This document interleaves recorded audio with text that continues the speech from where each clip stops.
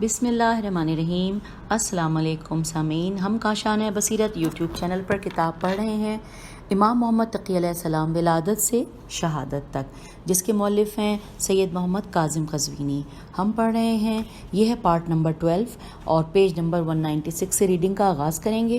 میں آپ کو ساتھ ساتھ یہ بتاتی چلوں کہ ہم نے اس کتاب کا باب اول یعنی حصہ اول پڑھ لیا، اور دوسرے حصے میں امام محمد تقی علیہ السلام کے صحابہ کرام کے بارے میں ہم معلومات پڑھ رہے ہیں، اور اس میں کل تعداد 200 سے زیادہ صحابہ کرام کے بارے میں بتایا گیا ہے، اور ہم پہنچ گئے ہیں پڑھتے ہوئے الحمدللہ 105 نمبر پہ۔ 105 نمبر پہ جن صحابی کا نام ہے وہ ہے صفوان بن یحییٰ الجبلی الصابری۔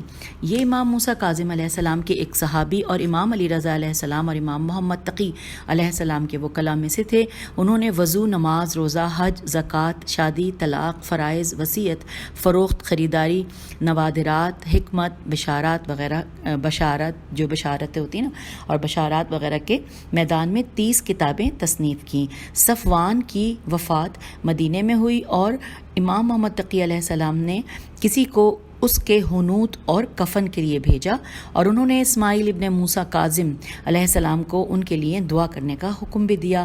اگلے پیراگراف میں ہے کہ وہ اصحاب حدیث کے درمیان اپنے زمانے کے سب سے قابل اطمینان فرد تھے۔ وہ روزانہ 150 رکعت نماز پڑھتے تھے، اور ہر سال 3 مہینے روزہ رکھتے تھے، اور 3 بار اپنے مال میں سے زکوٰۃ ادا کرتے تھے۔ اس کی وجہ یہ تھی کیونکہ انہوں نے عبداللہ بن جندب، جیم نون دال بے جندب، اور علی بن نعمان نے خدا کے گھر میں ایک مشترکہ وعدہ کیا تھا۔ ہم آگے پیج 197 پہ مشترکہ وعدہ کیا تھا، اگر ان میں سے کوئی فوت ہو جائے تو جو شخص باقی رہ جائے وہ اس کی نماز، روزے، حج اور زکوٰۃ ادا کرے جب تک وہ زندہ رہے۔ چنانچہ اس کے 2 ساتھی عبداللہ اور علی فوت ہو گئے، اور صفوان زندہ رہا، اپنے عہد کا پابند رہا، لہٰذا وہ ان کے لیے فرائض اور نفلی نماز پڑھتے، زکوٰۃ دیتے اور روزہ رکھتے۔ ان دو کے لیے نمازیں پڑھتے، فرض، نوافل اور حج ادا کرتے، یہاں تک کہ تمام اچھے کام جو یہ اپنے لیے انجام دیتے تھے ان کے 2 دوستوں کے لیے بھی انجام دیتے تھے۔ انہوں نے صحابہ کرام امام صادق علیہ السلام کے 40 آدمیوں کی روایتیں لکھیں۔ آپ امام محمد تقی علیہ السلام کے نزدیک بھی ایک عظیم درجہ رکھتے تھے۔ علی بن الحسن ابن داؤد قمی سے روایت ہے کہ انہوں نے کہا کہ میں نے امام محمد تقی علیہ السلام کو صفوان ابن یحییٰ اور محمد ابن سنن کا تذکرہ کرتے ہوئے سنا، اور امام علیہ السلام نے فرمایا کہ خدایا میری رضا کی خاطر ان دونوں لوگوں سے راضی ہو جا جنہوں نے کبھی میری مخالفت نہیں کی۔ اب آگے لکھا ہے کہ عورت کی وراثت کی تقسیم کیسے کی جائے، آئیے ہم یہ بھی پڑھتے ہیں۔ لکھا ہے ایوب بن نوح نے صفوان بن یحییٰ سے امام محمد تقی علیہ السلام کی روایت بیان کی ہے کہ شریک حیات اور والدین کے بارے میں یہ کہ شوہر کے لیے آدھا اور ماں کے لیے 1/3 ہے اور باقی باپ کے لیے ہے۔ اس حدیث کا مفہوم یہ ہے کہ اگر کوئی عورت مر جاتی ہے اور اس نے اپنے شوہر اور والدین کو وارث قرار دے دیا تو اس کی وراثت میں تقسیم کیسے ہوگی؟ امام نے جواب دیا کہ شوہر کے لیے آدھا ہے۔ اب یہ ہم نے پڑھ لیا۔ اب نیکسٹ ہم پڑھنے جا رہے ہیں 106 نمبر پہ، جن صحابی کا نام ہے وہ صقر بن دلف یا ابی دلف۔ ابی دلف میں نے اس لیے کیا کہ دال پہ پیش یا لام پہ زبر ہے، صقر ہے صاد قاف رے۔ جی ان کے بارے میں پڑھتے لکھا ہے علماء رجال نے انہیں امام علی نقی علیہ السلام کے اصحاب میں شمار کیا ہے، اور بہار الانوار میں کتاب اکمال الدین سے صدوق سے ایک حدیث ہے جس سے ظاہر ہوتا ہے کہ وہ امام محمد تقی علیہ السلام کے اصحاب میں سے تھے۔ ہم آگے ہیں پیج 198 پہ لکھا ہے صقر بن دلف نے کہا میں نے امام محمد تقی علیہ السلام کو فرماتے سنا، میرے بعد کا امام میرا بیٹا علی ہے، اس کا حکم میرا حکم ہے، اور جو وہ کہتا ہے وہی میں کہتا ہوں۔ پھر آگے چلتے ہیں، لکھا ہے اور اس کی اطاعت میری اطاعت ہے، اور اس کے بعد کے امامت اس کے بیٹے حسن علیہ السلام کی ہے۔ اب لکھا ہے، اس کا حوالہ ہے اکمال الدین جلد نمبر 2 صفحہ نمبر 378 باب 36 اور حدیث نمبر 3۔ اب لکھا ہے کہ ان میں سے کچھ نے احتمال دیا ہے کہ ممکن ہے کہ صقر بن ابی دلف کے علاوہ کوئی اور ہو، خدا جانے خدا جاننے والا ہے۔ 107 نمبر پہ نام ہے جن صحابی کا، وہ ہے عباس بن عمر ہمدانی۔ لکھا ہے شیخ طوسی نے انہیں حضرت امام محمد تقی علیہ السلام کے اصحاب میں شمار کیا ہے۔ نمبر 108 پہ جن صحابی کا نام ہے وہ ہے عباس بن معروف قمی۔ لکھا ہے شیخ طوسی نے انہیں امام رضا علیہ السلام اور امام علی نقی علیہ السلام کے صحابہ میں سے ایک سمجھا ہے، اور تہذیب الاحکام میں ایک روایت ملتی ہے جو اس بات کی طرف اشارہ کرتی ہے کہ وہ امام محمد تقی علیہ السلام کے اصحاب میں سے تھے۔ عباس ابن معروف سے روایت ہے کہ انہوں نے کہا کہ محمد بن حسن بن ابی خالد میمون نامی ایک غلام تھا جو برا آدمی نہیں تھا۔ جب اس کی موت واقع ہوئی تو اس نے ابی الفضل سے وصیت کی کہ عباس ابن معروف اس کے لیے اپنی ساری وراثت اور میراث ملائیں اور اسے امام محمد تقی علیہ السلام کو بھیجیں۔ اس نے حاملہ بیوی اور بھائی چھوڑے جنہوں نے اسلام قبول کیا۔ اس کی والدہ بھی مجوسی تھی، میم جیم واو سین چھوٹی ہے۔ اس نے کہا میں نے اس کے حکم کے مطابق کیا اور درہم جمع کیے اور میں نے یہ محمد بن حسن کو دیے۔ میرا فیصلہ تھا امام علیہ السلام کی طرف اس بات کی ترجمانی کروں کہ مردے نے مجھے کیا حکم دیا تھا اور یہ لکھ دوں کہ میت ورثہ کے لیے کیا چھوڑ گئے ہیں۔ چنانچہ محمد ابن بشیر اور صحابہ میں سے دوسرے لوگوں نے میری طرف اشارہ کیا میں تفسیر نہ لکھوں، اور اس کی ضرورت نہیں ہے کیونکہ وہ تفسیر نہیں جانتا ہے، اس لیے میں اس کو لکھنا نہیں چاہتا تھا مگر یہ کہ اس کا حق اور ایمانداری لکھ دوں۔ اور میں نے لکھا کہ میں نے درہم لے لیے ہیں اور میں نے انہیں امام علیہ السلام کے پاس بھیج دیا ہے۔ امام علیہ السلام نے حکم دیا کہ اس کا 1/3 حصہ ان کے لیے الگ کر دیا جائے اور باقی کو اس کے وصی کے پاس بھیج دیا تاکہ اس کے ورثاء کو ادا کیا جائے۔ اور یہ ہے حوالہ تہذیب الاحکام جلد نمبر 9 صفحہ نمبر 198 باب 11 اور حدیث نمبر 12۔ ہم آ گئے پیج نمبر 199 پہ، اور ہم اب جن صحابی کو پڑھنے جا رہے ہیں وہ ہے نمبر 109 پر، اور نام ہے عبد الجبار بن مبارک نہاوندی۔ نون ہے الف، واو نون، دال چھوٹی ہے۔ اور جو لوگ میرے ساتھ ان کے نام پڑھ رہے ہیں شروع سے ان کو معلوم ہے کہ یہ نام سارے حروف تہجی کے ساتھ ساتھ چل رہے ہیں۔ اب ہم حروف تہجی کے حوالے سے عین پہ پہنچ گئے ہیں۔ آئیے پڑھتے ہیں۔ لکھا ہے شیخ طوسی انہیں امام علی رضا علیہ السلام اور امام محمد تقی علیہ السلام کے ایک صحابی شمار کرتے ہیں۔ ان کے پاس امام محمد تقی علیہ السلام کی ایک ضعیف حدیث تھی جس کا کسی کی طرف بھی حوالہ نہیں ہے۔ ان غلاموں کے احکام عبد الجبار بن مبارک نہاوندی کی ایک سند میں بیان ہوئے ہیں جس نے کہا ہے کہ سن 209 ہجری میں اپنے آقا و مولا کے پاس آیا اور ان سے کہا کہ میں آپ علیہ السلام پر قربان۔ انہوں نے آپ علیہ السلام کے آباء و اجداد کی روایت مجھ سے بیان کی۔ کوئی بھی فتح گمراہی کے گروہ پر فتح کا باعث بنتی ہے، وہ سہم امام ہے۔ پھر لکھا ہے امام علیہ السلام نے فرمایا کہ ہاں میں نے کہا میں آپ علیہ السلام پر قربان، در حقیقت کچھ فتوحات میں جو ہوا ان میں بھی شامل تھا، اور اب میں ان لوگوں سے چھٹکارا پا چکا ہوں جن کے پاس کسی بھی وجہ سے میرا سامان تھا، اور اب میں آپ علیہ السلام کے پاس غلام کے طور پر آیا ہوں تاکہ آپ علیہ السلام مجھے غلامی میں قبول کریں۔ آپ علیہ السلام نے فرمایا کہ میں نے قبول کیا۔ جب میں مکے کے بعد ان کے پاس آیا تو میں نے عرض کیا کہ میں آپ علیہ السلام پر قربان، میں نے حج کیا اور شادی کر لی، اور میرا کاروبار ان کاروباروں میں سے ایک ہے جس کا تعلق میرے بھائیوں سے ہے، میرے پاس اس کے سوا کچھ نہیں ہے، بتائیں میں کیا کروں؟ امام علیہ السلام نے مجھ سے فرمایا کہ اپنے شہر جاؤ کہ تمہارا حج، شادی اور کمائی حلال ہے۔ پھر آگے لکھا ہے کہ جب سال 213 ہجری ہوا میں ان کے پاس آیا اور واجب عبادات کے اعمال انجام دیے جو مجھ پر ضروری تھے۔ میں نے ذکر کیا کہ امام علیہ السلام نے فرمایا، ہم آگے پیج 200 پر، میں ذرا پیچھے سے دوبارہ پڑھ لوں۔ لکھا ہے کہ جب سال 2013 ہجری ہوا میں ان کے پاس آیا اور واجب عبادات کے اعمال انجام دیے جو مجھ پر ضروری تھے، میں نے ذکر کیا۔ اچھا یہاں پہ یہ بات ختم ہے۔ آگے لکھا ہے امام علیہ السلام نے فرمایا کہ خدا کی راہ میں تم آزاد ہو۔ میں نے کہا میں آپ علیہ السلام پر قربان، میرے لیے عہد لکھ دیں۔ امام علیہ السلام نے فرمایا میں کل تمہارے لیے لکھوں گا۔ اگلے دن وہ اپنے ہاتھ میں تحریر لے کر باہر آئے اور اس میں لکھا تھا کہ بسم اللہ الرحمن الرحیم انورٹڈ کاما محمد ابن علی الہاشمی الوی کی طرف سے عبداللہ بن مبارک کے لیے، وہ نوجوان جسے میں نے آخرت کے گھر کے لیے خدا کی راہ میں آزاد کر دیا، جان لو کہ تمہارے لیے خدا کے سوا کوئی معبود نہیں ہے اور تمہارے لیے کوئی مالک نہیں ہے، اور تم میرے مولا یعنی غلام ہو۔ انورٹڈ کاما کلوز ہو گیا یہاں پر۔ اب پھر نیچے لکھا ہے کہ یہ خطوط محمد ابن علی نے محرم 2013 ہجری میں لکھے تھے اور آپ علیہ السلام نے ان پر دستخط کر کے ان پر مہر لگائی تھی۔ یہ کہنا ضروری ہے عبدالجبار بن مبارک نہاوندی امام محمد تقی علیہ السلام کے اصحاب میں سے تھے، جیسا کہ ہم ان کے بارے میں بات کرتے ہیں۔ امام محمد تقی علیہ السلام نے انہیں جو تحریریں دیں عبداللہ بن مبارک کے لیے، وہ امام سجاد علیہ السلام کے اصحاب میں سے ہیں، اور اس بات کا امکان نہیں ہے کہ وہ حضرت محمد تقی علیہ السلام کے زمانے تک زندہ رہیں۔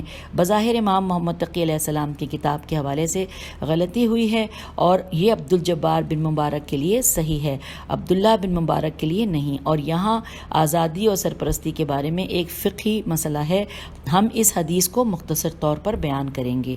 نیچے لکھا ہے جہاد کی کتنی اقسام ہیں، سوالیہ نشان ہے، جبکہ یہ چھوٹی سی ہیڈنگ ہے۔ آئیے اس کے بارے میں پڑھتے ہیں۔ لکھا ہے ان میں سے ایک ابتدائی جہاد ہے، اور یہ جہاد مشرکین کے ساتھ انہیں اسلام کی دعوت دینے کے لیے ہوتا ہے، اور یہ جہاد امام معصوم علیہ السلام یا خصوصی نائب کے حکم سے واجب ہوتا ہے، اور اس جنگ کے غنیمتوں کا خمس امام علیہ السلام کا حصہ ہے اور باقی جنگجوؤں میں تقسیم ہوتا ہے۔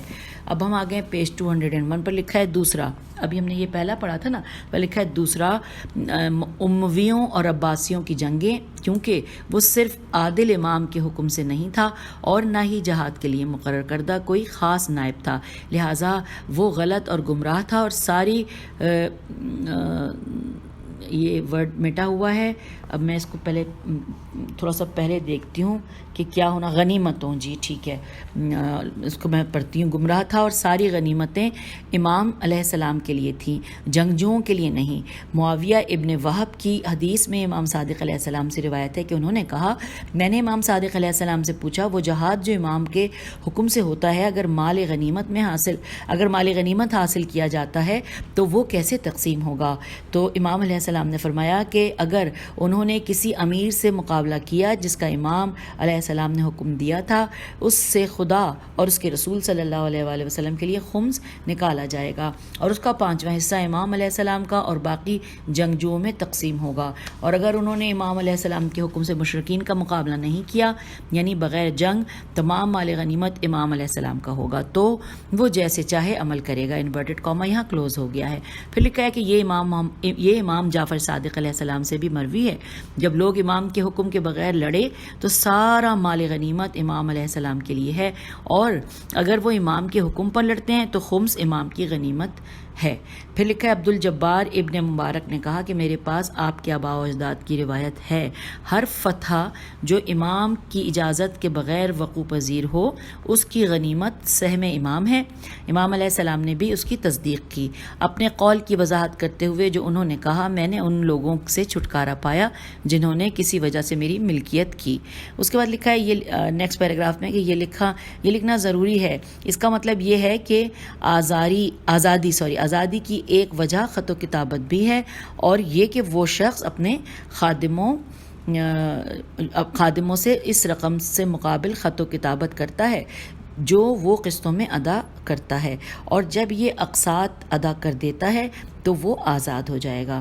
پھر لکھا ہے کہ اس نے جو کہا کہ اس کا مفہوم یہ ہے کہ میں خدمت کرنے آیا ہوں، یعنی میں ان سے غلام بننے کی درخواست کرنے آیا ہوں کہ مجھے اپنی ملکیت میں شمار کر لیں، کیونکہ امام تمام غنیمتوں کا مالک ہے تو وہ بھی امام کی ملکیت ہے۔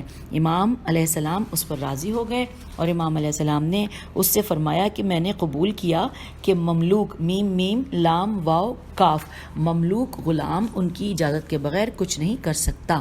ہم آ گئے پیج 202 پر۔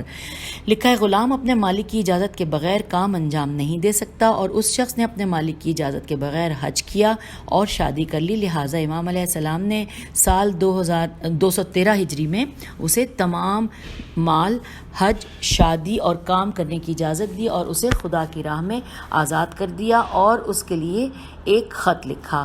امام علیہ السلام نے اس کو ایک جوان آدمی سے تعبیر کیا اور یہ بات ایک حدیث رسول صلی اللہ علیہ وآلہ وسلم کی طرف حوالہ دیتی ہے، جس میں کہا گیا ہے کہ یہ مت کہو کہ تم میں سے کوئی میرا خادم اور میری کنیز ہے، بلکہ کہو کہ جوان لڑکے یا جوان لڑکی۔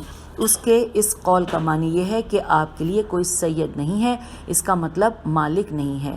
اب نیکسٹ پڑھیں گے 110 پہ عبدالحمید بن سالم العطار۔ شیخ طوسی رحمۃ اللہ نے انہیں امام جعفر صادق علیہ السلام اور امام کاظم علیہ السلام کا ایک صحابی شمار کیا ہے۔ حدیث ہے کہ جسے محمد بن اسماعیل بن بزیح بزیح نے نقل کیا ہے، اس سے ثابت ہوتا ہے کہ عبدالحمید بھی امام محمد تقی علیہ السلام کے اصحاب میں سے تھا۔ تہذیب میں محمد بن اسماعیل بن بزیح کے حوالے سے نقل کیا گیا ہے، جس نے کہا کہ ہمارا ایک ساتھی فوت ہو گیا اور اس نے وصیت نہیں کی تھی اور اس کا کام کوفے کے قاضی تک پہنچا، چنانچہ قاضی نے عبدالحمید بن سالم کو اس مال کا سرپرست مقرر کر دیا۔ اب نیکسٹ پیراگراف میں لکھا ہے کہ متوفی ایک معمولی وارث چھوٹے بچے، وارث کے آگے لکھا ہے بریکٹ میں چھوٹے بچے، جائیداد اور کنیزیں چھوڑ گیا تھا، چنانچہ عبدالحمید نے اس کا سامان بیچا اور جب اس نے کنیزوں کو بیچنا چاہا اس کا دل انہیں بیچنے میں سست ہو گیا، کیونکہ میت نے اسے یہ وصیت نہیں کی تھی۔ اس کا کام قاضی کے حکم پر تھا اور وہ ناموس تھیں۔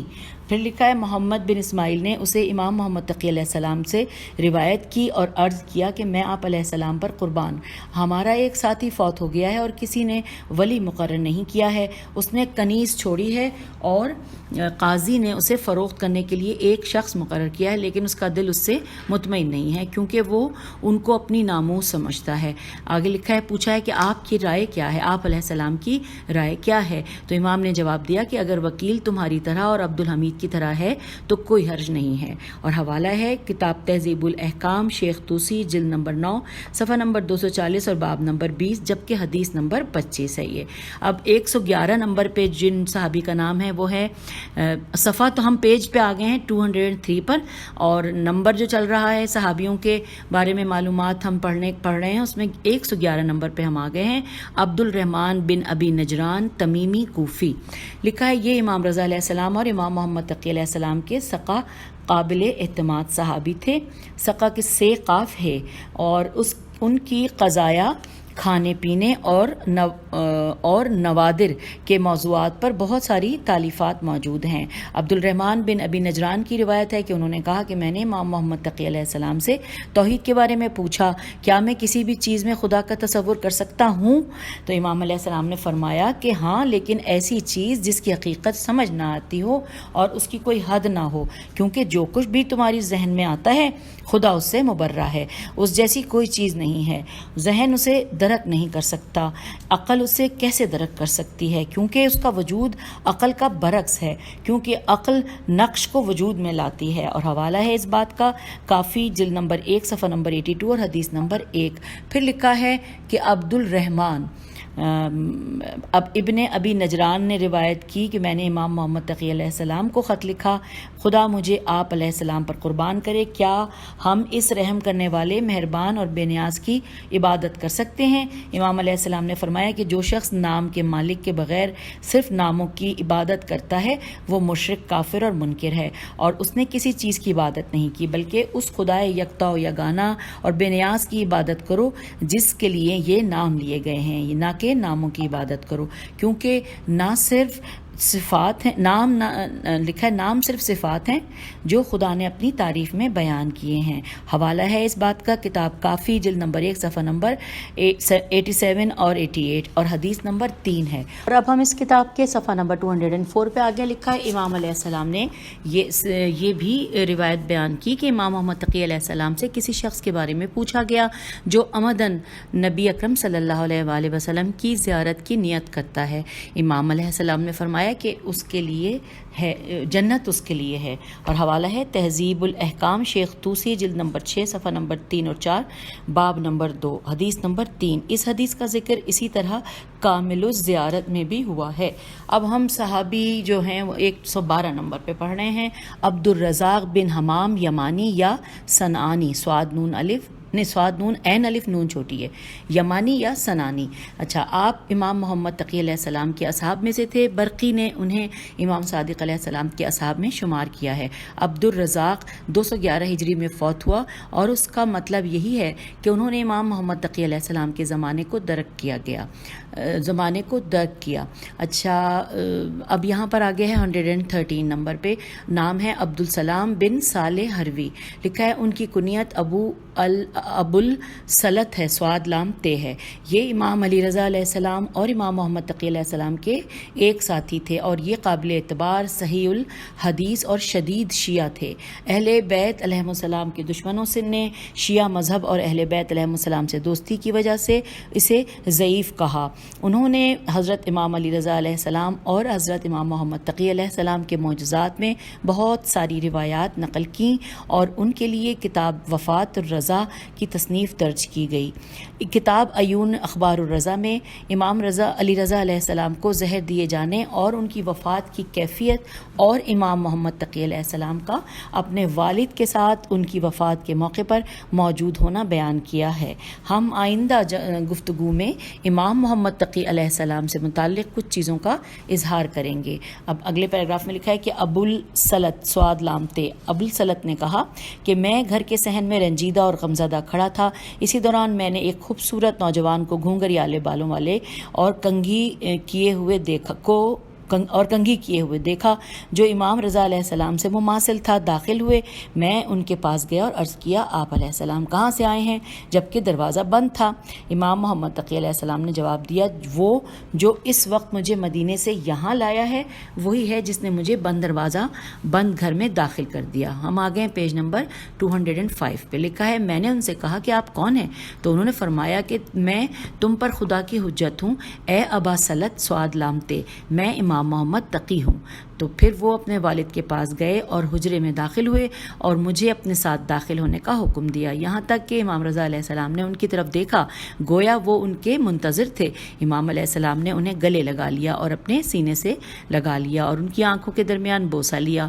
پھر انہیں قالین پر لٹایا اور امام محمد تقی علیہ السلام نے خود کو ان کی باہوں میں ڈال دیا اور ان کا بوسہ لیا اور ایک دوسرے سے راز کہے جس کی مجھے سمجھ نہیں آئی. ان کے مابین تبادلہ ہوا. آخرکار امام رضا علیہ السلام نے خالق کے سامنے اپنی جان کا نذرانہ پیش کیا. امام محمد تقی علیہ السلام نے فرمایا کہ اے ابا سلط دیکھو اٹھو اور میرے پاس پانی کا ظرف توئے زوئے والا زوئے ریف ظرف یعنی ظروف جسے کہتے ہیں اور پانی کے مخزن میم خیز زینون مخزن سے غسل کے لیے پانی لے کر آؤ. میں نے عرض کیا مخزن میں نہ پانی ہے نہ غسل کا ظرف. امام محمد تقی علیہ السلام نے فرمایا کہ جو میں نے تمہیں کہا ہے وہ لے کر آؤ. تب میں مخزن میں گیا اور دیکھا کہ وہاں غسل کا ظرف اور پانی دونوں ہی موجود تھے. چنانچہ میں اسے لایا اور اپنے کپڑے غسل دینے کے لیے سمیٹ لیے. انہوں نے مجھے کہا کہ اے ابا سلط یہاں کوئی اور ہے جو میری مدد کرے گا اس لیے تم جاؤ.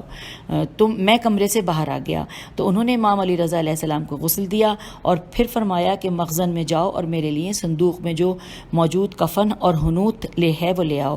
میں نے ان سے پہلے کبھی مخزن میں صندوق نہیں دیکھا تھا، لیکن میں نے اندر جا کر دیکھا تو صندوق وہاں موجود تھا. چنانچہ میں نے صندوق اٹھایا اور لا کر ان کے سامنے رکھ دیا. انہوں نے امام علی رضا علیہ السلام کو کفن پہنایا اور ان کی نماز جنازہ پڑھی، پھر دعا کی. پھر انہوں نے مجھ سے فرمایا کہ ایک تابوت لے کر آؤ. میں نے ان سے کہا کہ میں تابوت بنوانے کے لیے تابوت بنانے والے کے پاس جاتا ہوں تاکہ وہ تابوت بنا دے. پیج 206. پھر لکھا ہے امام محمد تقی علیہ السلام نے فرمایا کھڑے ہو جاؤ، مخزن میں ایک تابوت ہے. میں دوبارہ مخزن میں واپس گیا اور ایک تابوت کو دیکھا جس کو میں نے پہلے کبھی نہیں دیکھا تھا. میں اسے لے کر آیا اور امام محمد تقی علیہ السلام نے اس تابوت کو لیا اور امام رضا علیہ السلام پر نماز جنازہ پڑھنے کے بعد انہیں تابوت میں رکھا. ان کے پاؤں کو صاف کیا اور ان پر 2 رکعت نماز پڑھی۔ پھر ابا سلط سواد لام تیز ابا سلط رضی اللہ کہتے ہیں کہ جب امام رضا علیہ السلام کو دفن کیا گیا تو مامون نے مجھے قید کرنے کا حکم دیا۔ 1 سال گزر گیا، مجھ پر قید تنگ کرتی گئی۔ میں ایک رات بیدار رہا اور میں نے خدا تعالیٰ سے دعا کی اور محمد اور اہل بیت علیہ السلام کا ذکر کیا اور ان سے قید سے رہائی کی التجا کی۔ میں نے اپنی دعا بھی ختم نہیں کی تھی کہ جب امام محمد تقی علیہ السلام میرے پاس زندان میں آئے اور فرمایا اے ابا سلط تمہارا سینہ تنگی محسوس کر رہا ہے؟ میں نے عرض کیا ہاں خدا کی قسم۔ امام محمد تقی علیہ السلام نے فرمایا اٹھو، تو انہوں نے مجھے اس جگہ سے باہر نکالا جبکہ محافظوں اور غلاموں نے مجھے نہیں دیکھا اور وہ مجھ سے بات نہیں کر سکتے تھے۔ پھر امام محمد تقی علیہ السلام نے مجھ سے فرمایا خدا کی پناہ میں جاؤ، کیونکہ اب نہ مامون تم تک پہنچ سکے گا اور نہ تم مامون تک پہنچ سکو گے۔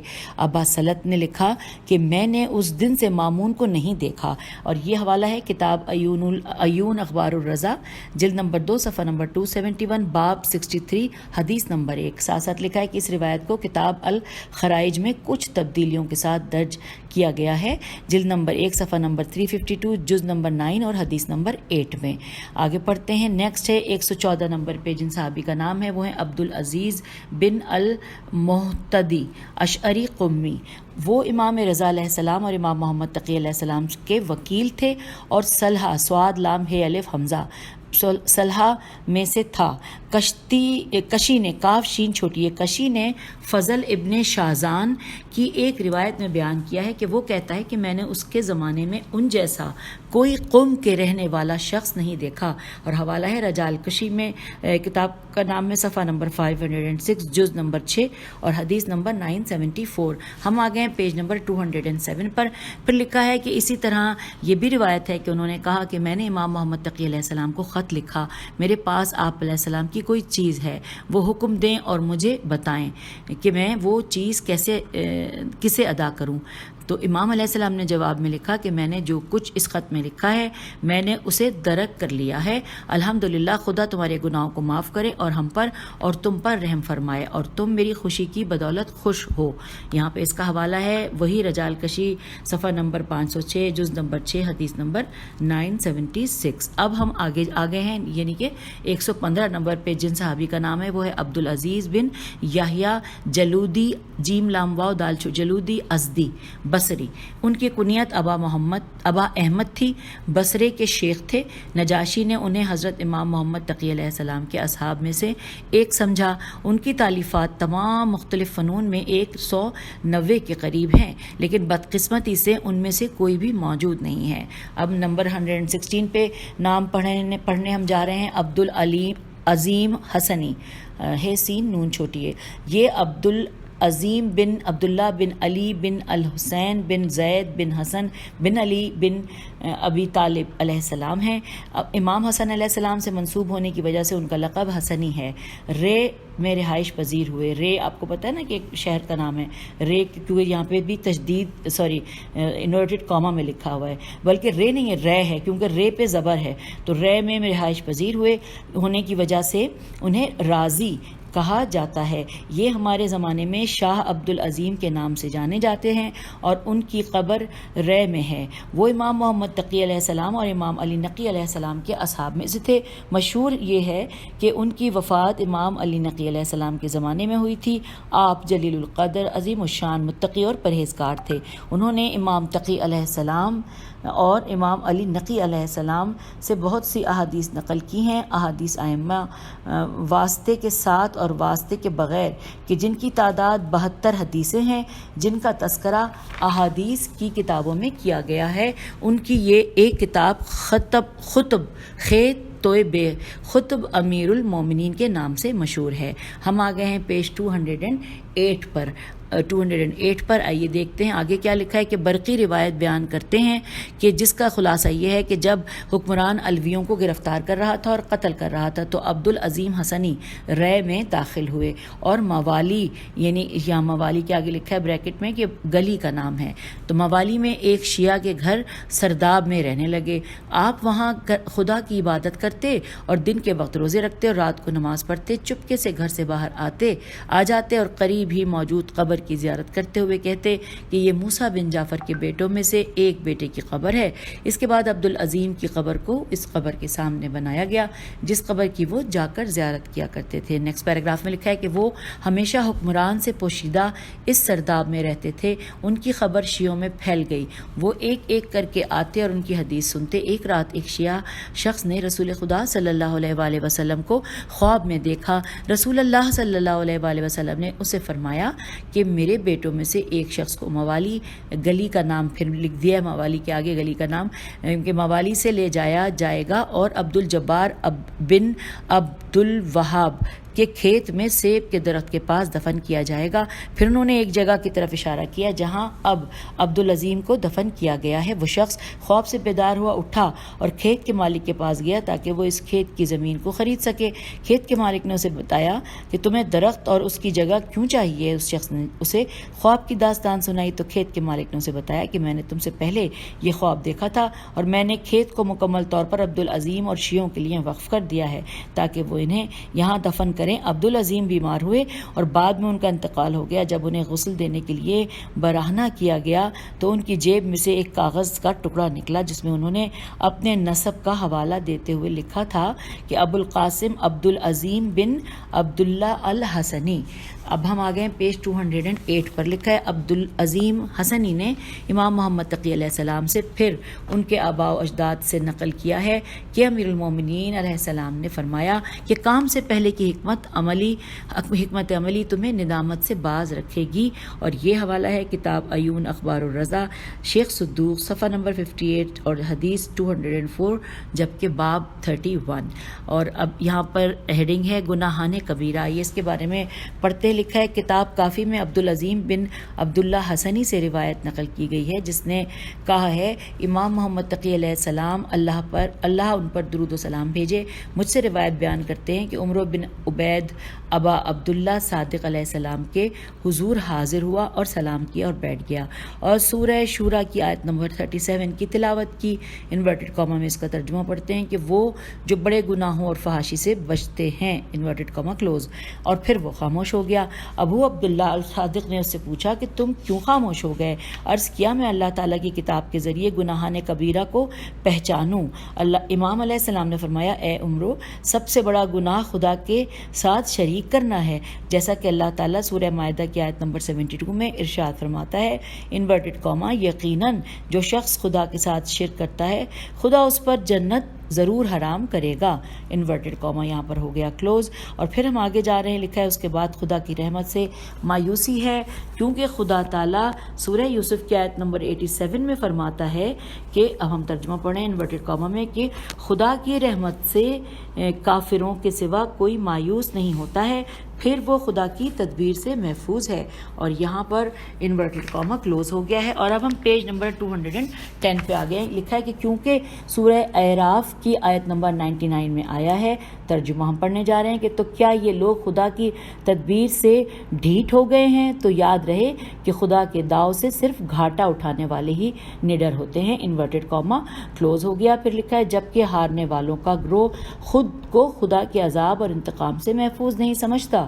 پھر لکھا ہے دوسرا بڑا گناہ عاق والدین ہیں کیونکہ خدا تعالیٰ نے عاق والدین ہونے والے کو بدبخت قرار دیا ہے، نیز جان کا قتل جسے خدا نے حرام قرار دیا ہے، کیونکہ خدا تعالیٰ نے سورہ نساء کی آیت نمبر 93 میں فرمایا انورٹڈ کامہ کہ اور جس نے جان بوجھ کر مومن کو قتل کیا اس کی سزا جہنم ہے اور وہ اس میں ہمیشہ رہے گا، اور اللہ کا اس پر غضب ہوگا اور لعنت ہوگی اور اس کے لیے عذاب عظیم ہوگا۔ شادی شدہ عورت پر اب انورٹڈ کامہ کلوز ہو گیا، آگے لکھا ہے شادی شدہ عورت پر تہمت لگانا بھی ایک بڑا گناہ ہے، اور ہم سورہ نور کی آیت نمبر 23 میں پڑھتے ہیں انورٹڈ کامہ کہ ان پر دنیا اور آخرت میں لعنت ہوگی اور ان کے لیے بڑا عذاب ہے، انورٹڈ کامہ کلوز۔ تو لکھا ہے ایک اور بہت بڑا گناہ یتیموں کی جائیداد کو کھانا ہے، جسے اللہ تعالیٰ سورہ نساء کی آیت نمبر 10 میں ارشاد فرمایا انورٹڈ کاما کہ جو لوگ اپنے پیٹ میں آگ نگلتے وہ جلدی جہنم کی بھڑکی ہوئی آگ میں گر جائیں گے، انورٹڈ کاما یہاں کلوز ہو گیا۔ لکھا ہے پھر میدان جنگ سے فرار ہے، کیونکہ ہم سورہ انفال کی آیت نمبر 16 میں پڑھتے ہیں ترجمہ تب جب کہ انورٹڈ کاما کہ جب کہ اس کا مقصد دشمن کے ساتھ لڑائی جاری رکھنے کے لیے کسی اور مقام کا انتخاب نہ کرنا ہو، دشمن پر حملہ کرنے کے لیے مجاہدین کے ایک نئے گروپ میں شامل ہو کر، اور یہاں پہ انورٹڈ کاما کلوز ہو گیا اور ہم 211 پیج پر پہنچ گئے ہیں۔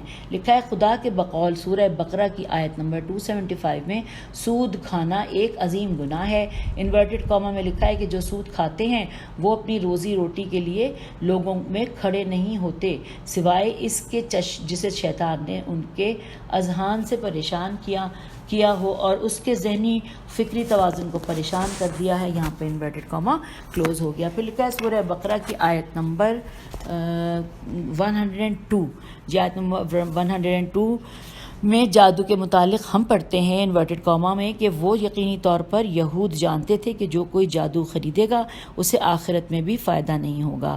پھر لکھا ہے سورہ فرقان کی آیت نمبر 68 اور 69 میں انہوں نے زنا کی طرف اشارہ کیا اور کہا، اب یہ انورٹڈ کاما میں کہا کہ جو بھی یہ حرکتیں کرتا ہے اسے سخت سزا دی جائے گی اور اس کی سزا دگنی ہوگی اور اس میں وہ ہمیشہ ذلت اور حقارت میں رہے گا۔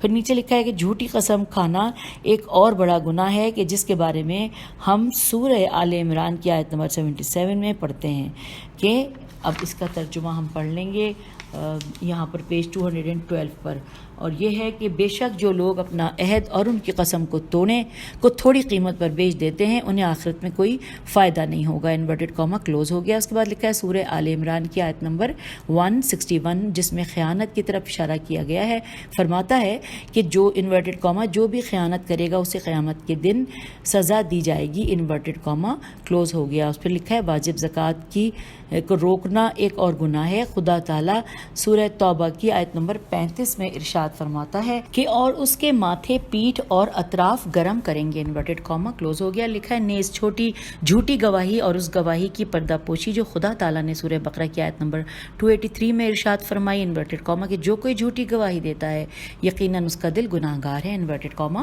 کلوز ہو گیا۔ پھر لکھا ہے خدا تعالیٰ نے بتوں کی پوجا کی طرح شراب پینا حرام قرار دیا ہے، نیز جان بوجھ کر نماز یا کسی ایسی چیز کو خدا نے فرض کیا ہے ترک کر دینا گناہ کبیرہ میں سے ہے۔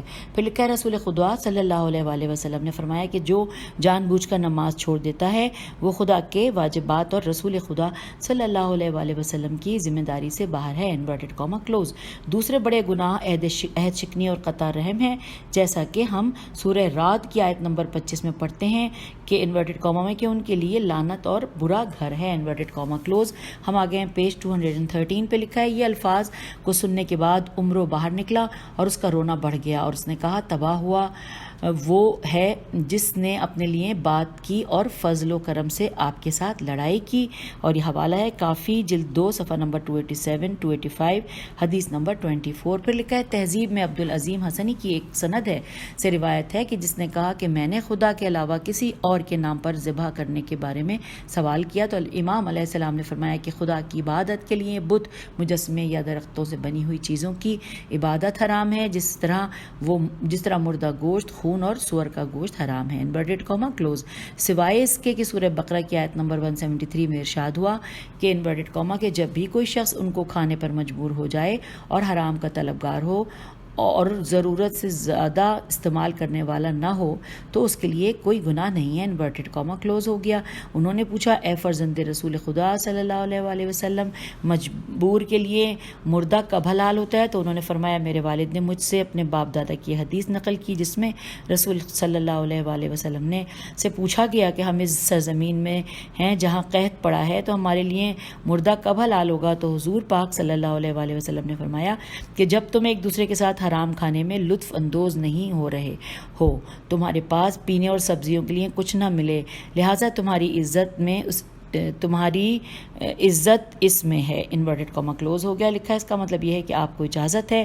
عبدالعظیم نے کہا کہ میں نے کہا کہ اے فرزند رسول خدا صلی اللہ علیہ وآلہ وسلم، کلام کا مفہوم کیا ہے جو فرمایا؟ تو نیچے لکھا ہے کہ امام علیہ السلام نے فرمایا کہ یہ کہ عادی چور ہے اور باغی وہ دشمن ہے جو دست درازی اور بیکار کا شکار کرتا ہے، اپنی اہلیہ اور کنبے کی روزی روٹی کے لیے نہیں۔ اب یہاں پر یہ مکمل ہو گیا، اور اس کے بعد ہم یہاں پہ آپ سے اجازت چاہتے ہیں، انشاءاللہ اس سے آگے پڑھیں گے اگلی ریکارڈنگ میں۔ تو خدا حافظ، فی امان اللہ۔